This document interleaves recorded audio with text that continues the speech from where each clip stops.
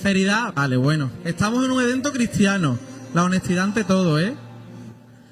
Bueno, pues es un privilegio estar aquí hoy con vosotros en esta mañana, sobre todo porque yo vengo de Sevilla y la temperatura en Sevilla todavía sigue siendo muy veraniega. Aquí hay mucha diferencia, ¿eh? Y bueno, mi nombre es Samuel, vengo de una congregación que se llama Getsemaní, vengo aquí con un amigo llamado Santi. Y bueno, el taller que quería compartir con vosotros, que creo que Dios ponía en mi corazón, como se ha dicho, tiene que ver con el propósito. ¿Cuántos de aquí creéis que tenéis un propósito de parte de Dios para vuestra vida? Como el 30%, ¿no? ¿Lo intentamos otra vez? ¿Cuántos pensáis que tenéis un propósito de parte de Dios para vuestra vida? Vale, ya avivamiento. Lo he titulado Descubriendo mi propósito, así, en gerundio, porque creo que uno no descubre el propósito de parte de Dios de una vez. No creo que tú de repente un día, ya sé cuál es el propósito que Dios tiene para mi vida, sino que durante la vida, conforme vas caminando, conforme vas creciendo, conforme vas avanzando, que entiendes cuáles son los propósitos de Dios para ti. De hecho, no creo que el propósito de parte de Dios sea tanto como alcanzar algo, no creo que sea como una meta, creo que es más bien un camino. Creo que el propósito de Dios se vive, creo que el propósito de Dios se camina, creo que el propósito de Dios se descubre. Pero antes de comenzar, me voy a presentar súper rápido. Como he dicho, me llamo Samuel, tengo 31 años, todavía soy millennial. ¿Cuántos millennials hay aquí? ¿Millennials del 94 para atrás? Somos minoría, ¿no? Bueno, pero estamos juntos, ¿eh? Mucho ánimo, millennials.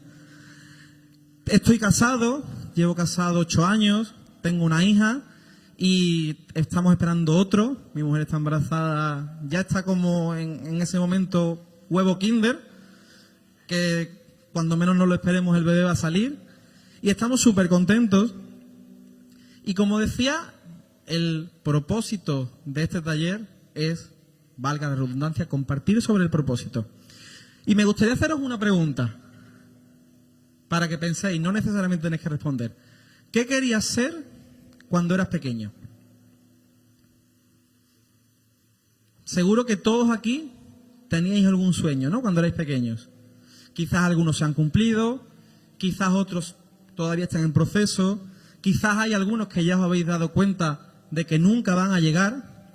Yo, por ejemplo, mi sueño era, va a sonar muy típico, pero es que es así, ser futbolista. Ser futbolista. Pero no ser futbolista de cualquier equipo, ser futbolista del Sevilla Fútbol Club. Yo no quería jugar al fútbol, yo quería jugar en el Sevilla.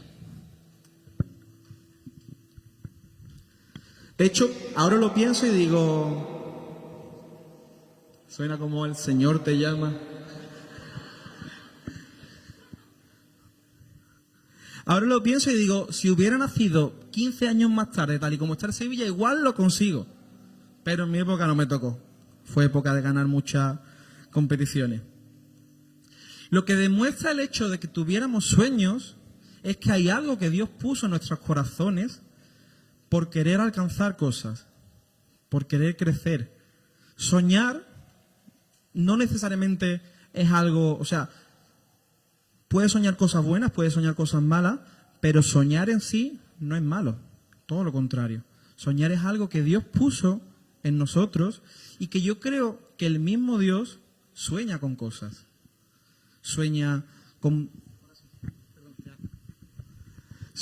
ver cómo sus propósitos se cumplen en nosotros, sueña con vernos felices. Yo creo que a Dios le gusta vernos felices. Yo no creo que a un Dios que es bueno le guste vernos amargados. Y es importante que aprendamos a conectar nuestros sueños con el sueño que Dios tiene para tu vida.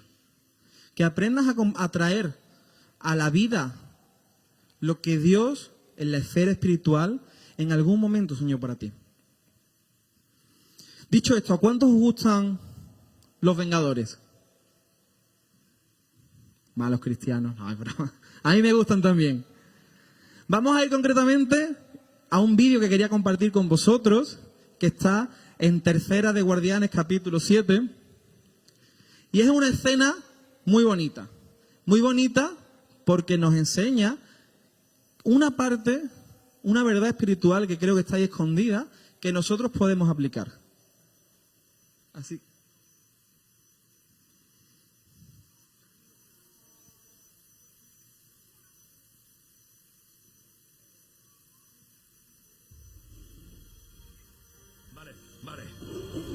Vale, vamos allá.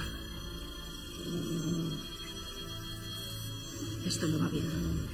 Sí, no, va bien, va a funcionar, funciona. Tiene que ser más rápido. Lo siento mucho.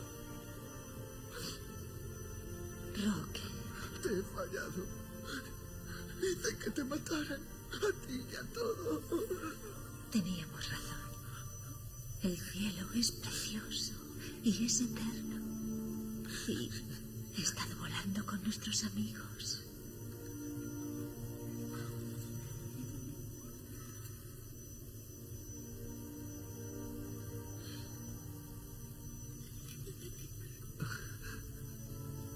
¿Puedo ir?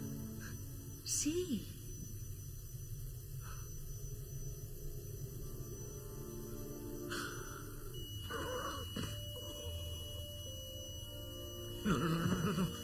¡No! ¡Vamos! ¡No! ¡No! Quill, ¡No! Quill. ¡No lo voy a perder! Se ha ido. ¡No pienso dejar que se vaya! ¡No!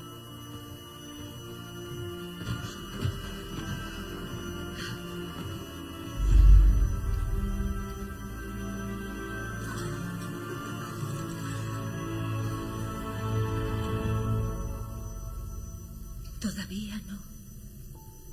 Aún tienes un propósito aquí. ¿Un propósito para qué? Nos crearon para nada. Solo somos experimentos de usar y tirar. Está en las manos que nos crearon. Y luego está en las manos que guían las manos.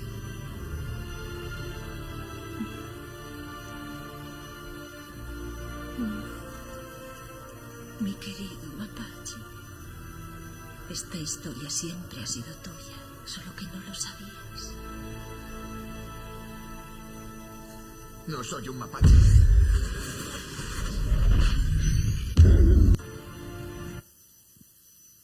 Yo creo que ya podríamos terminar aquí el taller, ¿no? Creo que algo que refleja esta escena es una verdad que está profundamente arraigada en el mensaje del Evangelio. Jesús no solo vino para darnos un pasaporte para el cielo. Jesús vino para hacernos a nosotros partícipes de su misión de traer el cielo a la tierra, de traer su reino a la tierra. Y déjame decirte algo, no estás aquí por accidente. No me importa tanto cómo ha sido el proceso biológico, social, natural. La forma en la que tú has llegado a este mundo no es tan importante. Porque quizás fuiste engendrado en un hogar donde eras buscado, eras amado, eras anhelado, pero quizás no fue así. Quizás viniste en un accidente biológico. Quizás fuiste incluso un niño no deseado. Y por supuesto que habrá cosas que sanar ahí. Pero para los ojos de Dios, tú no eres un accidente. Hay un propósito para ti en esta vida. Y no hay ningún llamado premium.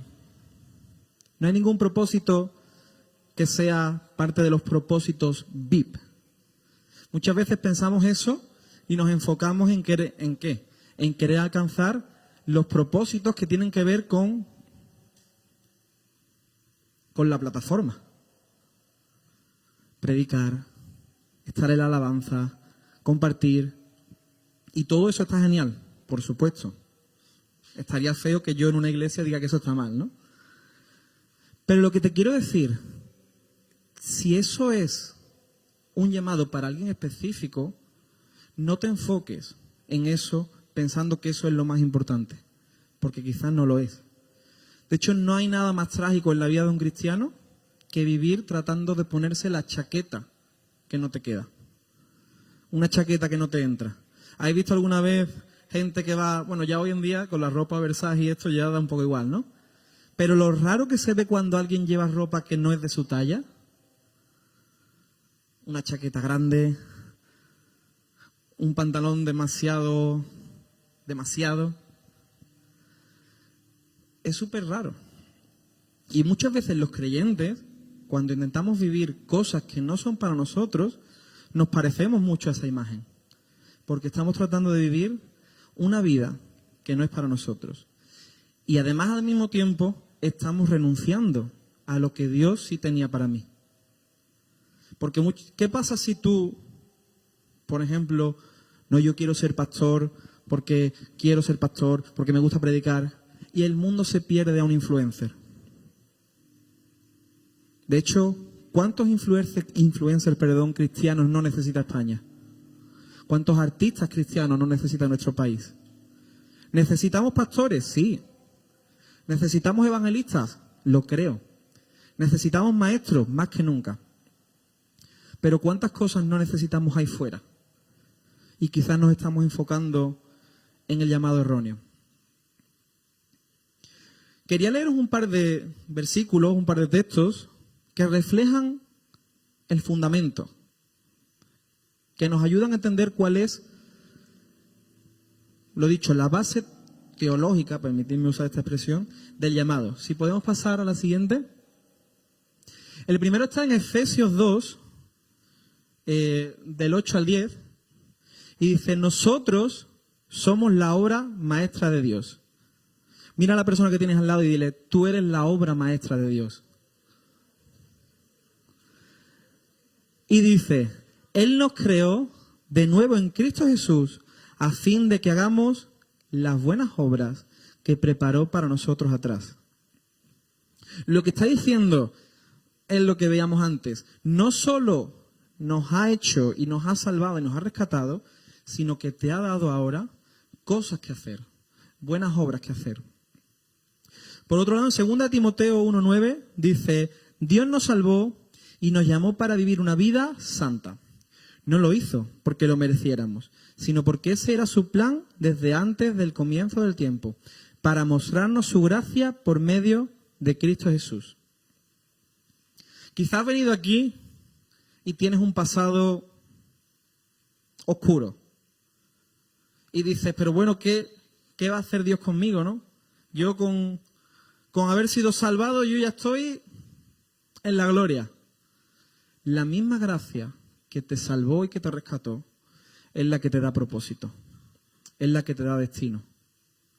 No importa tanto, no digo que no haya cosas que trabajar, pero no importa tanto cómo haya sido tu pasado, sino lo que tú decides para tu presente y lo que tú construyes para tu futuro.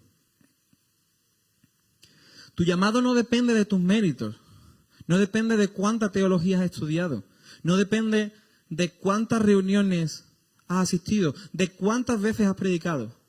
Tu llamado depende única y exclusivamente de la gracia de Dios. Porque es un regalo. Porque es tan regalo como la salvación. No hay tal cosa como no, yo me salvo por la gracia, pero trabajo duro. Claro que hay que trabajar duro. Pero Dios te ha llamado por gracia. Y Dios te ha llamado porque ama un mundo que va camino a un infierno sin Él y necesita, literalmente, que tú des un paso al frente. Decíamos anteriormente, no existen llamados premium, no existen propósitos premium. Cuando nuestro enfoque está aquí, es porque nuestra vida cristiana, por desgracia, gira en torno a esto. Gira en torno a lo que pasa entre las cuatro paredes de lo que llamamos iglesia. ¿Alguien sabría decirme, etimológicamente hablando, qué significa la palabra iglesia? Venga, que no os está mirando nadie, ni vuestros pastores ni vuestros líderes. Asamblea es un concepto que significa, la palabra es verdad, eclesia viene del concepto asamblea, pero tiene un matiz. La palabra iglesia deriva de la palabra griega eclesia, asamblea, con el componente de llamados afuera. La iglesia no es exclusivamente lo que pasa aquí. La iglesia es cuando la gente que se congrega aquí, que se congrega en Rota, que se congrega en Chipiona, que se congrega en Sevilla, deciden salir fuera a cumplir el llamado de traer el reino de Dios a la tierra. Yo no sé los que como yo sois futboleros, pero si tú empiezas a ver la final de la Champions,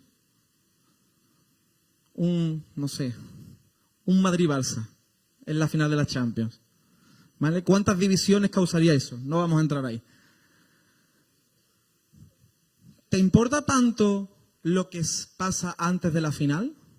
O sea, la charla, por ejemplo, ¿no? Cuando Xabi Alonso o Hansi Flick empiezan a, oye, pues mira, haz esto, trata de ocupar esta banda, busca ese hueco porque allí el lateral izquierdo le cuesta. No te importa tanto, ¿verdad? ¿Qué es lo importante? Lo que pasa en el partido, ¿no? Y los que habéis jugado a nivel, vamos a decir, federado. Lo importante no es tanto lo que te cuentan antes, sino lo que tú haces después con eso. Porque te pueden dar una charla maravillosa, increíble y genial, y que el partido sea un desastre. Y nosotros muchas veces estamos más enfocados en lo que pasa aquí que en lo que hemos sido llamados a hacer ahí fuera. Y nuestra misión no está aquí. De hecho, si los llamados de Dios fueran pastor, evangelista, maestro, solo sería para una minoría. Porque ¿cuántos creyentes pastores conoces? No sé. Ahora, piensa en cuántos creyentes que no son pastores conoces. ¿El porcentaje cómo es? No, 1 de cada 10 son pastores, menos. ¿Los otros 9 no tienen propósito? Hay propósito de Dios para cada persona. Hay propósito personal, individual y glorioso para cada hijo de Dios. Pablo escribe en 1 Corintios, ahora son muchos los miembros, pero el cuerpo es uno solo. Ni el ojo puede decir a la mano, no te necesito, ni tampoco la cabeza a los pies. No tengo necesidad de vosotros. Antes bien, los miembros del cuerpo que parecen más débiles son los más necesarios. Yo me acuerdo esa fase tan bonita de intentar conquistar a la que ahora es mi mujer. Y cuando yo la miraba, yo le decía, Marta, qué pelo tan bonito tienes. ¿De qué forma tan elegante vas hoy? Ahora, yo nunca le dije a mi mujer, qué páncreas tan funcional tienes. ¿Te imaginas? O qué hígado que está o qué buen nivel de transaminasas tienes hoy. No, nunca, jamás. ¿Alguna vez alguien os ha elogiado por el funcionamiento de vuestro intestino? No, ¿verdad? Sería incluso raro, ¿no? Sería como, ¿qué me estás contando? Pero mi mujer, si de repente, Dios no lo quiera, decidiera raparse, mi mujer seguiría viviendo. Mi mujer seguiría funcionando normal. Si el páncreas, empezara a fallar, tendríamos un problema serio. Entonces, algo que no recibe tanto elogio, resulta que es más importante. ¿Qué es lo que dice Pablo aquí, no? Los miembros del cuerpo que parecen más débiles son los más necesarios. Tú ves unas piernas fuertes de ahí, del gimnasio de CrossFit que hay ahí fuera, y tú dices, madre mía, ojalá tuviera yo unas piernas así. Pero seguro que nunca has pensado, yo qué sé, qué pulmón tan lleno de oxígeno. Sin embargo, mucho más importante. ¿Alguien puede vivir sin piernas? Puede vivir. Pero nadie puede vivir sin pulmones. Y tu propósito, ¿sabes a qué está ligado? A servir para el reino de Dios. El propósito del propósito, valga la redundancia, es servir a otros. No se entiende el propósito de Dios sin estar ligado a servir. Y servir a otros es parte de un nacido de nuevo. Tú ves como cuando alguien se acaba de entregar a Cristo, lo que desea es servir. Servir con cargo o sin cargo, da igual. ¿Qué hay que hacer? ¿Qué puedo hacer yo hoy? ¿Qué necesidad hay? ¿De qué forma puedo ayudar? ¿Dónde puedo conectarme? ¿A quién puedo ayudar? Eso es el ADN de un nacido de nuevo. Y eso es el ADN, la base del propósito de Dios, servir a otros. Ahora, déjame darte 3, vamos a llamarlos claves, para descubrir cuál es el llamado de Dios para mi vida. El primero. Siguiente. Anterior a ese. No. Es algo de la identidad. En letra grande y la palabra identidad destacada. Pues no pasa nada. ¿Quién soy en Cristo? Define mi propósito. Yo no puedo intentar construir el propósito que tiene Dios para mi vida si no tengo clara mi identidad, si no tengo claro quién soy. ¿Por qué? Porque voy a ligar mi identidad a las cosas que hago. Es más, yo estoy muy seguro, y no lo voy a hacer, de que si os preguntara quién eres, a muchos os costaría responder. Y lo sé no porque seáis cristianos perdidos, lo sé porque yo he estado ahí. De hecho, ¿cuántos habéis hecho alguna entrevista de trabajo? No es muchas veces la pregunta más difícil de responder, bueno, defíneme quién eres, o resúmeme quién eres, o cuéntame quién eres. Porque muchas veces, en muchos momentos de nuestra vida, nosotros ligamos lo que somos a las cosas que hacemos. Y eso es un problema. Porque mi llamado no nace de las cosas que puedo hacer, nace de mi identidad como hijo de Dios. Pedro escribe, vosotros sois los elegidos por Dios, escogidos para el alto llamado del trabajo sacerdotal, para ser un pueblo santo, instrumentos de Dios para hacer su obra y hablar en su nombre, para contar a otros la diferencia abismal que Él hizo en vuestras vidas, de la nada a algo, de rechazados a aceptados. No ancles tu identidad a las cosas que haces, porque eso puede cambiar. Nosotros ahora hemos vivido en nuestra congregación una transición a nivel pastoral. El pastor que estaba lo ha dejado para dar paso a otro. Y yo pienso, si mi pastor anterior ligara su identidad a ser pastor, ahora tendría una crisis de la leche. Porque estaba ligado y anclado sobre las cosas que hacía.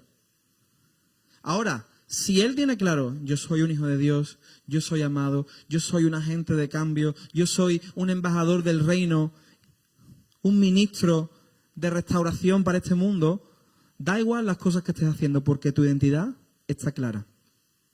Además, déjame decirte algo. Tener una identidad clara es lo que nos mantiene enfocados en el proceso. Yo no sé si a ti te pasa, a mí me pasa. Cuando leí la Biblia, cuando por ejemplo leí la historia de Pablo, Hechos de los Apóstoles, sabéis que hay un libro que se llama Hechos, ¿verdad? ¿No os pasa que da la sensación de que todo pasa en 3 semanas? Pablo se cae camino a Damasco, en unas horas aparece allí Ananías, Pablo se vuelve, conecta con la iglesia en Jerusalén y a las 3 semanas lo están mandando de misionero. No se sabe bien, pero pasaron entre 10 y 14 años. Entre 10 y 14 años, claro, nosotros lo vemos ahora con la capacidad de hacer retrospectiva del tiempo y dices, wow, Pablo, cómo se conectó Pablo con el llamado de Dios para su vida. Pero hubo un proceso. José, el rey de los sueños. ¿Os acordáis? Sois muy jóvenes. Había una película que se llamaba así para los niños cristianos de los 90. José tardó unos 13 años en pasar de ser vendido como esclavo a convertirse en el vicepresidente de Egipto, en el segundo de Faraón. El rey David, a todos nos gusta la historia del rey David, ¿verdad?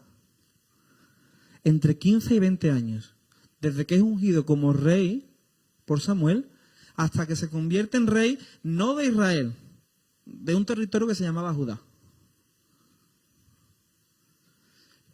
En todo este proceso, si tú no tienes clara tu identidad, te vas a perder.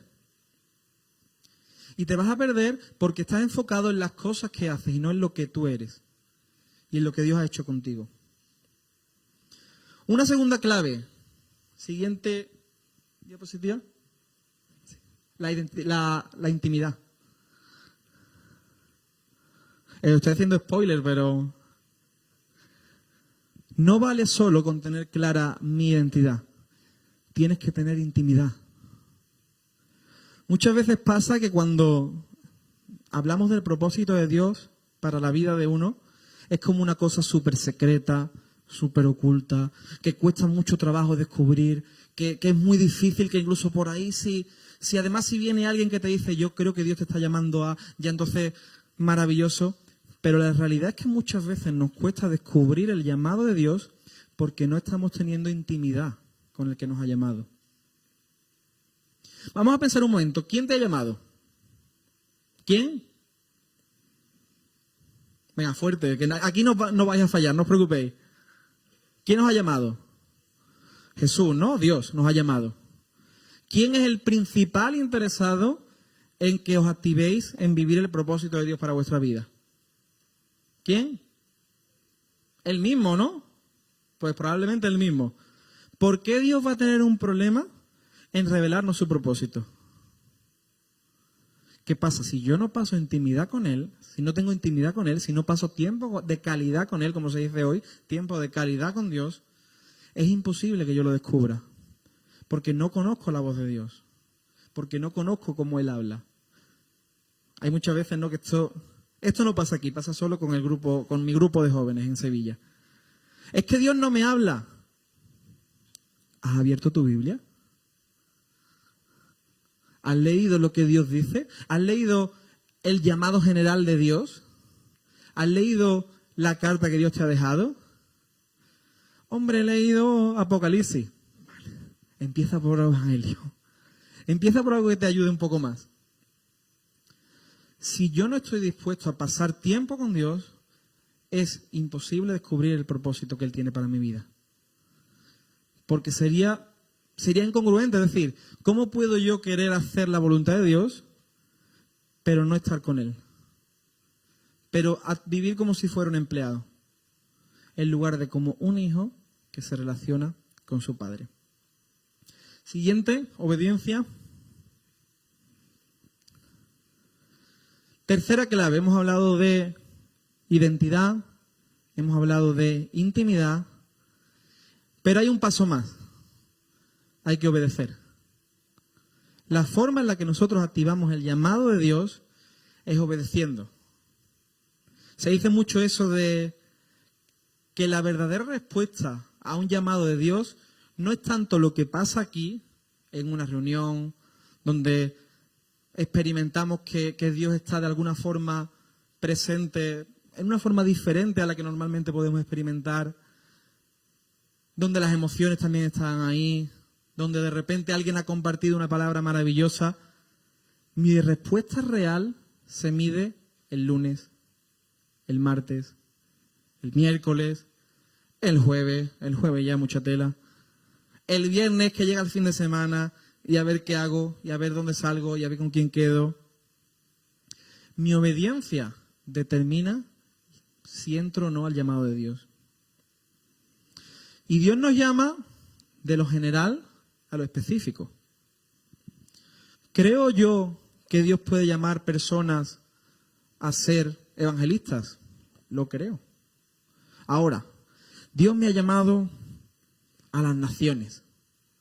Dios ha puesto en mí una carga por ir al mundo, predicar, compartir, ser misionero e incluso si Él me lo pide, dar mi vida como mártir. ¡Qué bien! ¡Qué guay! ¿Estás yendo los martes que hay salida de evangelismo? No, porque los martes me pilla mal. Me pilla cansado, salgo tarde del instituto y me pilla mal. No dudo de tu llamado. Lo que dudo es que eso se vaya a activar. Porque no estás dando los pequeños pasos que te llevan hasta ahí. Dios nos llama a ser mayordomos fieles. Ahora, una cosa interesante en la Biblia es cómo mide Dios la fidelidad. Porque, ¿qué diríais que es fidelidad? ¿Cómo definiríais fidelidad vosotros? ¿Perdón? Obediencia, ¿vale? Confianza, ¿ok? Por aquí, ¿alguna más? ¿Cuál sería nuestro ítem para medir fidelidad? Bueno, una forma en la que nosotros, como iglesia cristiana, hemos medido mucho la fidelidad es permanecer haciendo algo a lo largo del tiempo, ¿no? Se puede entender como una definición más o menos acertada de fidelidad. Pero lo que yo veo en la Biblia, que cuando Dios habla de fidelidad, en muchos momentos habla de multiplicación. O sea, si tú te vas a la parábola de los talentos, ¿qué hacen los mayordomos? ¿Qué hacen los sirvientes? Multiplican lo que se les había dado, ¿no? ¿La recordáis? Para ver los talentos, un señor da una serie de talentos o monedas a unos siervos y estos señores se dedican a invertir y a tratar de multiplicar. ¿Cuál es el elogio que les hace el Señor? ¿Buen siervo y qué? Buen siervo y fiel. O sea, la fidelidad, Dios, no solamente, pero en muchos casos la mide como multiplicación, como dar fruto. Y si yo no empiezo a trabajar, yo no empiezo a servir, yo no me conecto con lo que Dios está haciendo en mi congregación local, en mi ciudad, con mis hermanos, va a ser muy difícil que el propósito de Dios para tu vida se active. Hoy en día nos encanta hablar de la iglesia global, ¿no? A mí me encanta. Yo trabajo para un ministerio que se llama Open Doors, que trabaja a nivel global con la iglesia. Pero no perdamos el enfoque que Dios nos ha dado de ser parte de iglesias locales. Porque ahí es donde se activa el propósito de Dios. Iba a traer una cosa, iba a traer una semilla, pero se me ha perdido. Si yo enseñara la semilla, ¿sabríais qué semilla es? ¿Lo sabríais o no? La saco, ¿eh? Seguramente no. Ahora, ¿cómo podríamos saber de qué es esa semilla? ¿Cómo, perdón? Sembrándola y esperando, viendo cómo va. Quizás algunos más expertos nada más salen las primeras ramas ya podría intuir, pero hasta que no dé el fruto, no podríamos saber de qué es, ¿no? Porque por sus frutos conoceréis. Ahora, si yo no decido plantar las semillas que Dios me ha dado, va a ser difícil ver el fruto. Yo vengo de un contexto pentecostal, ¿vale? Muchas veces los pentecostales pensamos que alguien va a venir y nos va a decir, Dios te ha llamado a esta cosa. Y sabéis que en la gran mayoría de los casos no pasa nada así. Tienes que plantarte, tienes que sembrarte, tienes que empezar a dar fruto y el fruto va a determinar hacia dónde Dios te está dirigiendo.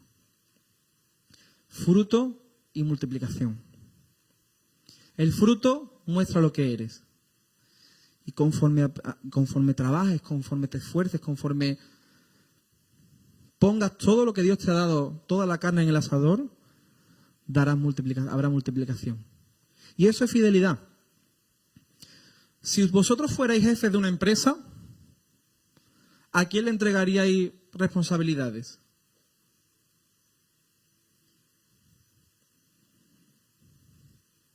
¿A quién?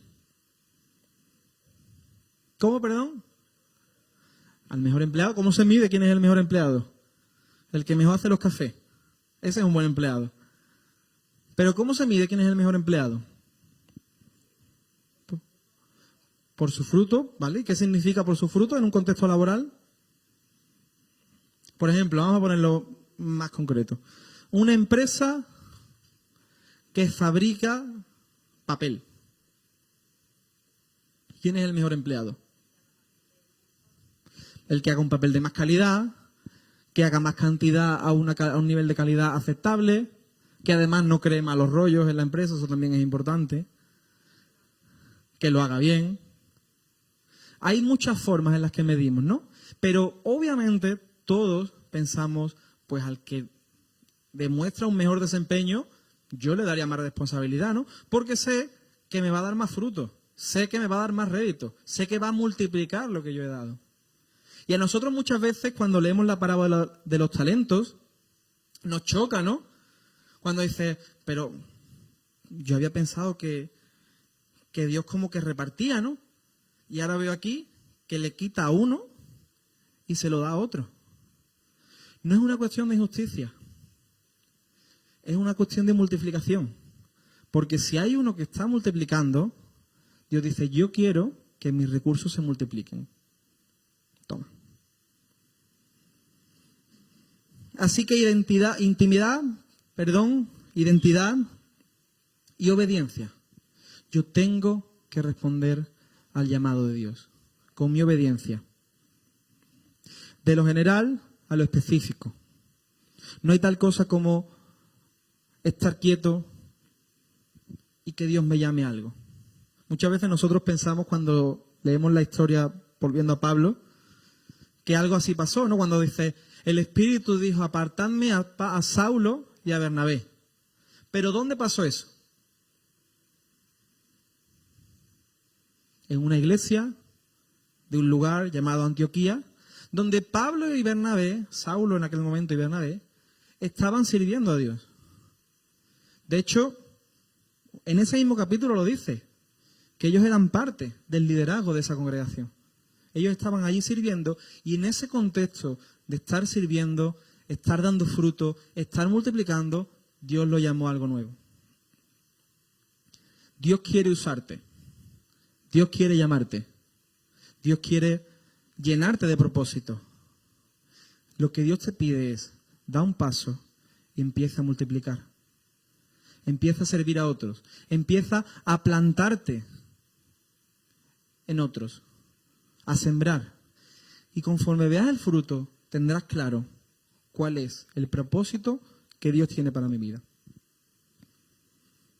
Cuando yo uso mis dones, mis recursos, mis capacidades para construir el reino de Dios en mi casa, en mi localidad, en mi iglesia, en mi ciudad, eso es un catalizador, un multiplicador del propósito de Dios para mi vida.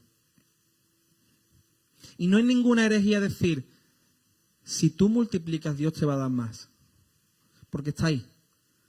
A los que multiplicaron, a los que fueron llamados buenos siervos y fieles, se les dio más. Más para seguir multiplicando. Más para crecer, más para avanzar. Ahora, si tú me dices, yo tenía aquí la idea de que de aquí iba a salir con el propósito de Dios para mi vida súper claro, las cosas no funcionan así. Pero sí déjame darte lo que me gusta llamar un mapa de propósito. Una guía que quizás pueda ayudarte a identificar cuál es el propósito de Dios para tu vida. Son 5 preguntas. Si las quieres apuntar, si no, quédate con ellas. La primera, ¿qué dones veo en mi vida? Y tiene una segunda parte, ¿qué dones ven otros en mi vida? Porque muchas veces yo me veo súper guapo, me veo alto y resulta que mido 1,70 m y poco. Necesito que alguien de fuera me diga, no eres tan alto como te crees. ¿Qué dones veo en mi vida? ¿Qué dones ven otros en mi vida? Una segunda pregunta, ¿qué situaciones me indignan o me conmueven? Si cuando yo voy a la calle veo gente sin hogar y a mí se me revuelve algo dentro, quizás es que Dios no simplemente ha puesto ahí algo para que a ti se te revuelva algo dentro, sino que quiere que des un paso al frente. ¿Qué situaciones me indignan o me conmueven? ¿Qué actividades me hacen sentirme vivo? ¿Qué cosas haces en tu vida cristiana que cuando tú sales de ahí parece como que has recibido un chute de dopamina espiritual? Pues yo cada vez que voy a la calle y comparto el Evangelio, incluso muchas veces no sé muy bien lo que tengo que decir, pero al terminar noto que Dios ha estado conmigo y que además noto un feedback interior, noto como que hay una retroalimentación. ¿Qué palabras o versículos ha usado Dios para hablarme?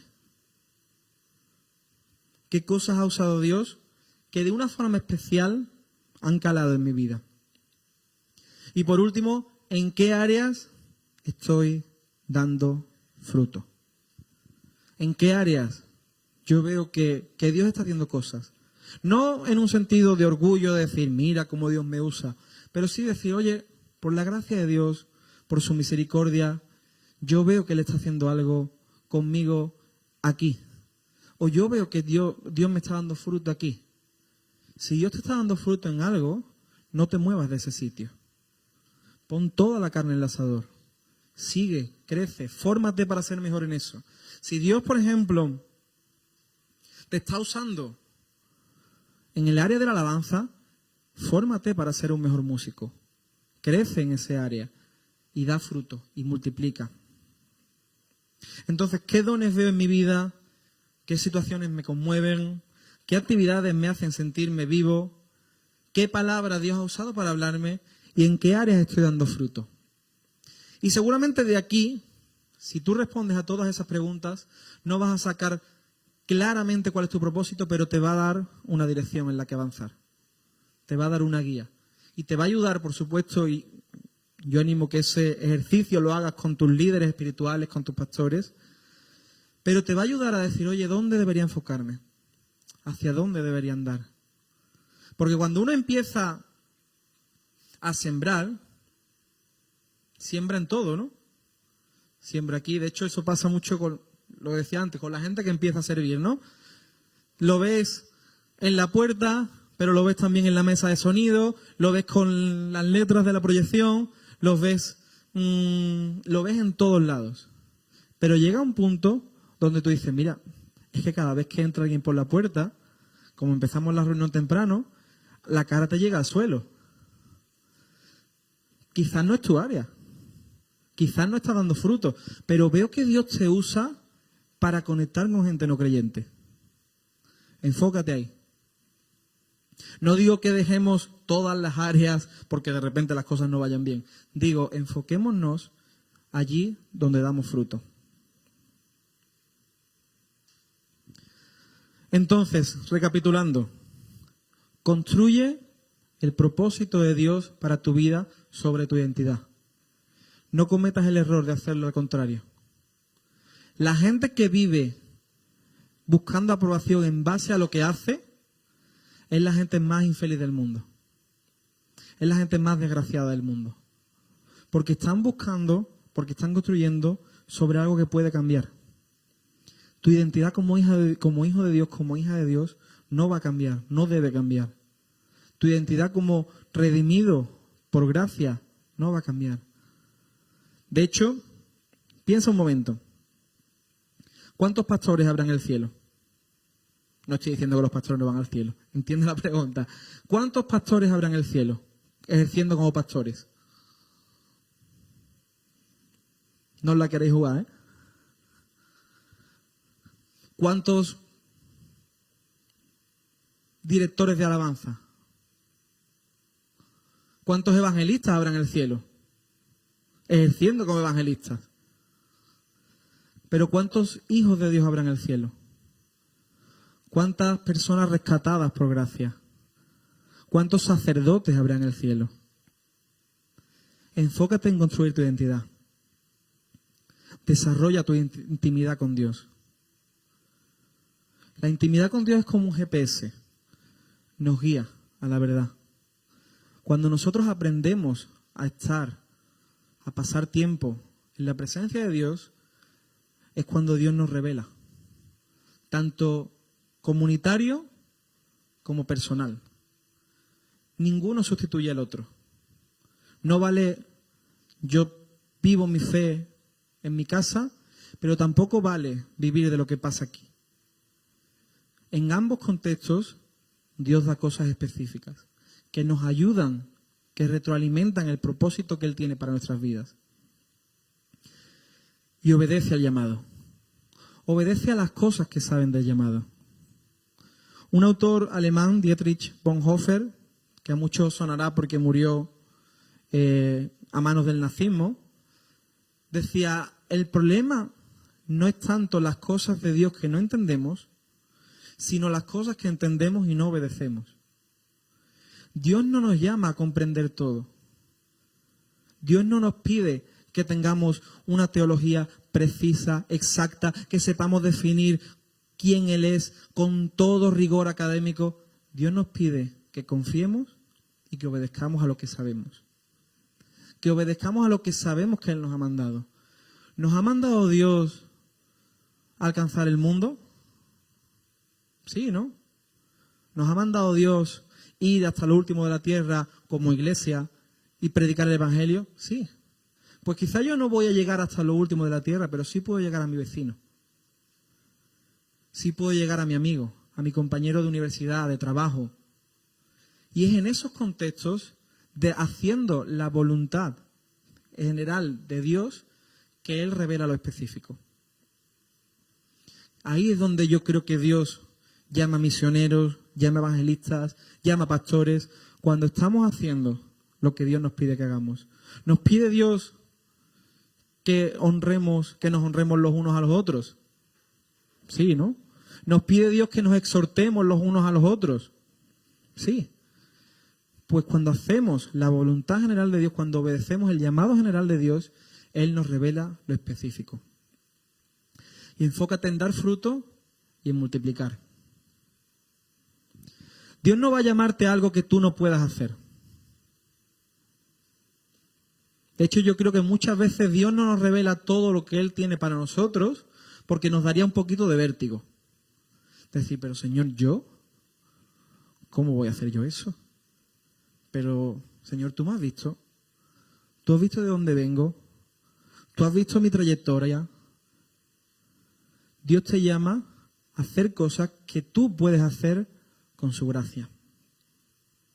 Dice 2 Corintios 9, Dios puede derramar bendiciones de maneras asombrosas, de modo que estés listo para cualquier cosa y más que preparado para hacer lo que tienes que hacer. Puedes hacerlo por su gracia. La misma gracia que te salvó, la misma gracia que te dio propósito, es la gracia que te capacita. Es la gracia que te ayuda a mantenerte enfocado. Es la gracia que te ayuda a levantarte cuando te equivocas. Es la gracia que te da la fuerza para seguir cuando otros te traicionan. Dios ha escrito tu historia. Dios tiene una historia para ti escrita desde antes que nacieras. Como decíamos, no importa tanto cómo has llegado a este mundo. Lo que importa es lo que Dios tenía para ti en este mundo. Lo que Dios quiere hacer contigo aquí y ahora. No te enfoques en alcanzar el propósito de Dios. Enfócate en vivir el propósito de Dios. No simplemente te plantees el propósito de Dios como una meta a la cual tienes que llegar en algún momento. Vive el propósito de Dios mañana. Vive el propósito que Dios tiene para ti el lunes. En tu área de influencia, donde te mueves, donde te relacionas. El propósito de Dios para ese día. Yo lo oro y le pido, Señor, ayúdame a alcanzar el propósito que tú tienes para mí en este día. Porque muchas veces nos pasa eso, nos enfocamos en promesas que tenemos de Dios, en llamado a largo plazo que tenemos de Dios, y eso está genial. Y es bueno prepararnos para eso. Pero vive el propósito de Dios. No solo trates de hacerlo alcanzando metas. Vive el propósito que Dios tiene para ti ahora. Toma decisiones prácticas. Si hay algo que te está haciendo una piedra de tropiezo, apártala. Muchas veces nosotros cuando leemos cuando Jesús hace el mensaje que dice, si tu ojo te es ocasión de caer, sácate el ojo. Y nos parece como, hombre, tiene una interpretación, ¿no? Obviamente tiene una interpretación. Pero la interpretación es, todo aquello que te está alejando del propósito de Dios, quítalo. No necesariamente son pecados, ¿eh? Por supuesto son pecados. Pero muchas veces son relaciones que no están bien. Que no son una influencia positiva. Y no es tanto Señor, yo te pido que tú alcances que tú me llenes de ti, que tú me ayudes a alcanzar el propósito para mi vida. Sino es más bien, Señor, ayúdame a renunciar a esta relación. Y mañana tomo la decisión de hacerlo. Toma decisiones prácticas y Dios va a guiarte en el proceso. Y ten confianza plena en Dios. ¿Sabes que Dios no es un amo de esclavos? Dios es un Padre bueno. Dios no es simplemente un gestor de empresa. Dios es tu Salvador. Dios te ama más de lo que tú mismo jamás podrás amarte. Y quiere lo mejor para tu vida. El propósito de Dios para tu vida es lo mejor que vas a poder vivir.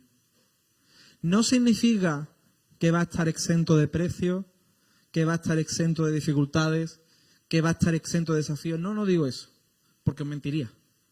Y no sé a vosotros, a mí no me gusta que me mienta nadie.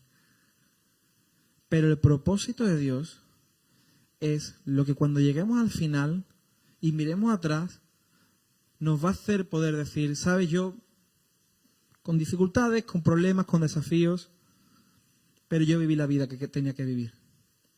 Yo viví la vida que Dios quería que viviera. Y mientras que Dios me dé vida en este mundo, quiero caminar en ese propósito. Dice el Salmo 139, mi embrión vieron tus ojos y en tu libro estaban escritas todas aquellas cosas que fueron luego formadas, sin faltar una de ellas.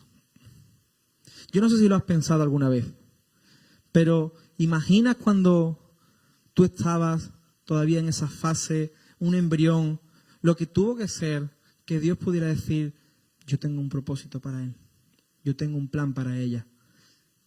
Un plan glorioso, un plan perfecto, un propósito de victoria.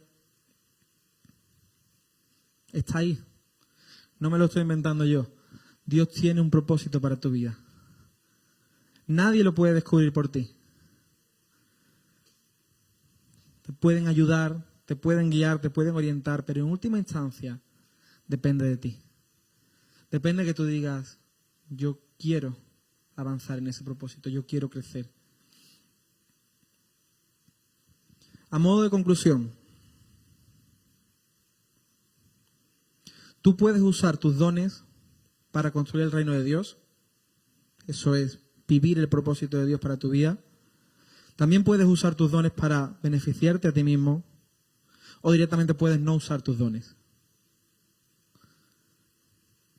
Hay ejemplos en la vida, hay ejemplos en la historia de los tres casos. Gente que tenía dones y no los usó, gente que usó sus dones y sus capacidades para su propio beneficio, pero qué maravilloso es ver cuando alguien usó sus dones para construir el reino de Dios y se activó en el propósito que Dios tenía para su vida. Nosotros en nuestra congregación en Sevilla, a nuestros jóvenes este año, les vamos a dar o estamos preparando una formación, podríamos decir, sobre vidas de gente que de alguna forma tuvo un impacto en la historia, ¿no? A nivel más global, más local, pero que generaron un impacto. Y estamos preparándolo, ¿no? Y lo que vemos fundamentalmente como denominador común, con luces, con muchas sombras también en algunos de ellos, pero lo que vemos fueron gente que dijeron, Señor, a donde tú me lleves, yo me planto, yo me siembro, yo me doy a mí mismo y donde tú me lleves es donde yo quiero estar. En la gran mayoría de los casos, por no decir todos, no fue una voz audible que les dijo, yo te he llamado a tal cosa. Pero en el camino, en sus vidas, descubrieron el propósito. Y no lo descubrieron de una vez, descubrieron una parte, avanzaron, caminaron, crecieron, descubrieron otra y fueron descubriendo su propósito. ¿Y si cada uno de los que estamos aquí pudiéramos vivir descubriendo nuestro propósito? Para el hoy, para el mañana, a medio plazo y también a largo plazo. Yo creo que Dios también nos orienta y nos da guía. ¿Qué impacto causaríamos en la iglesia? ¿Qué impacto causaríamos en España? Influencers cristianos, artistas cristianos, gente en la política cristiana, no cristianos en un sentido de yo creo en Dios, cristianos activos. Gente en la política que gobierna con la Constitución, pero también con la Biblia. Artistas que con su arte tratan de generar emociones, pero también compartir a Jesús. Si cada uno de nosotros decidiéramos activarnos, descubrir y avanzar en el propósito que Dios tiene para nuestras vidas, en 10, 15 años, este sería un país completamente diferente. Así que déjame lanzarte ese reto. Vive para alcanzar tu propósito, o vive para descubrir tu propósito, para crecer en tu propósito, pero recuerda que el propósito es para servir a los que están fuera. Que el propósito es para tener impacto ahí fuera. Que la semilla no se come, la semilla se siembra y da fruto. Y el fruto se lo comen los que están ahí fuera. Amén. Pues muchas gracias, chicos. Un privilegio. Y estaremos por aquí para serviros.